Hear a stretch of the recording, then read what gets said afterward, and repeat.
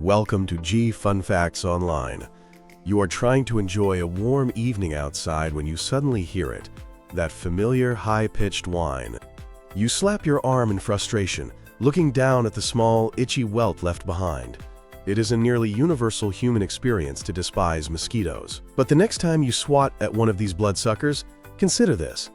You are participating in a bitter, evolutionary rivalry that is older than our own species.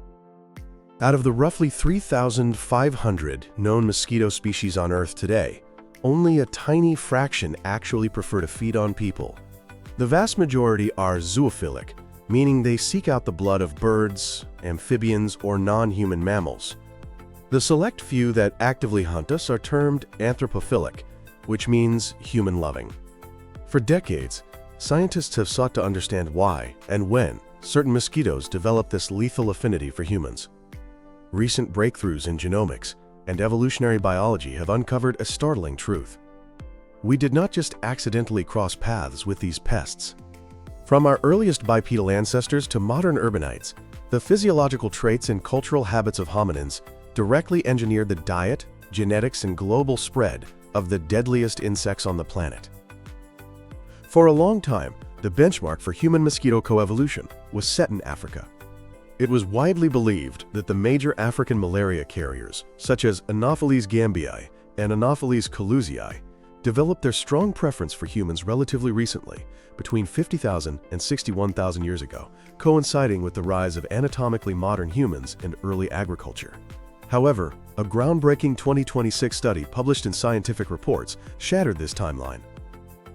Researchers sequenced the DNA of 38 modern mosquitoes across 11 species from the Anopheles leucosphaerus group in Southeast Asia.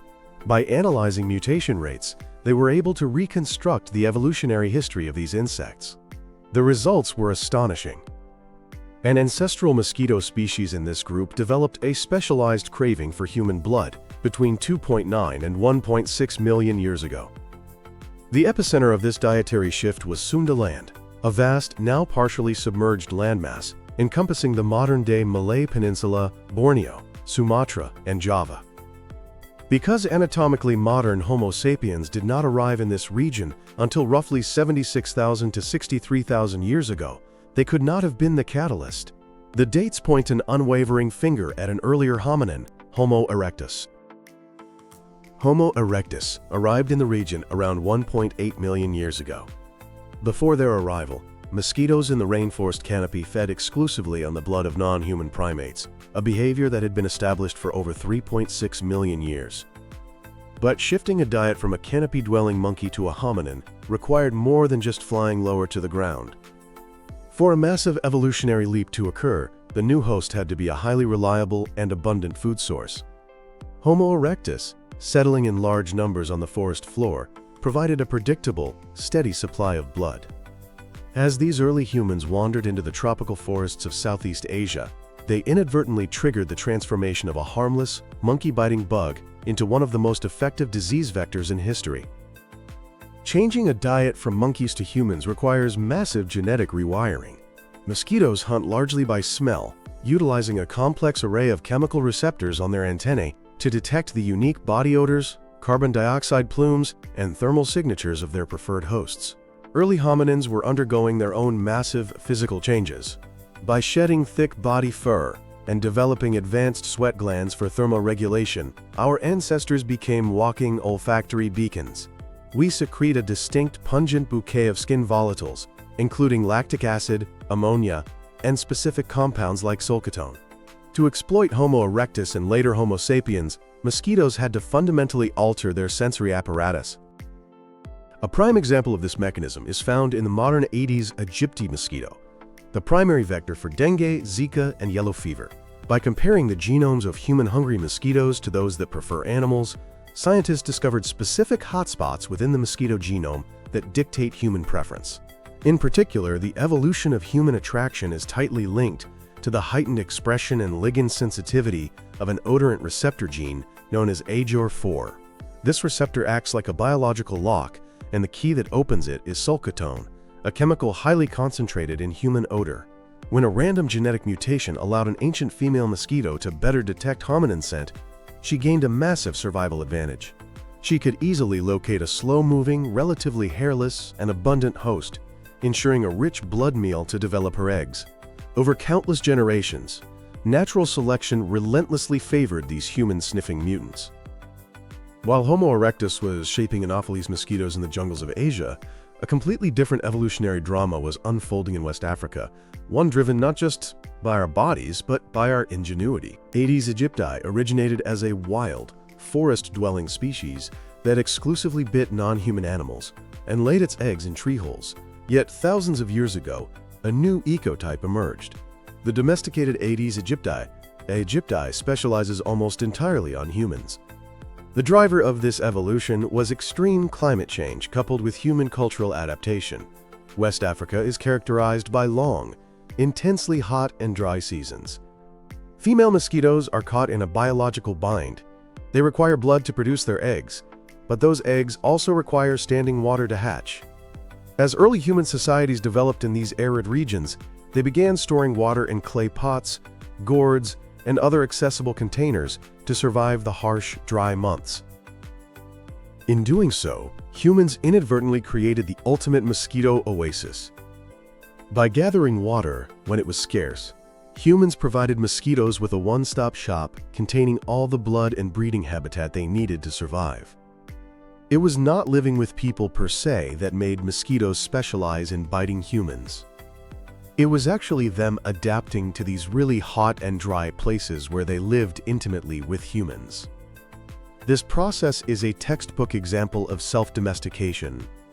Much like wolves evolving into domestic dogs by scavenging at the edges of human encampments, these mosquitoes evolved to thrive exclusively in human-constructed environments.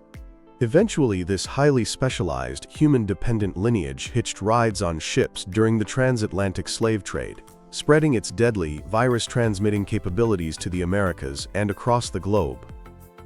A similarly intimate coevolution occurred with the Afrotropical Anopheles gambiae complex, a group of physically indistinguishable but genetically distinct species responsible for the vast majority of modern malaria transmission. As human populations exploded and transitioned from hunter-gatherers to agrarian societies, they fundamentally altered the landscape. The clearing of dense forests for agriculture created sunlit puddles, irrigation ditches, and water-filled footprints, the perfect aquatic nurseries for Anopheles gambia. This new, human-made environment drove the mosquitoes away from zoophily and straight into Anthropophily.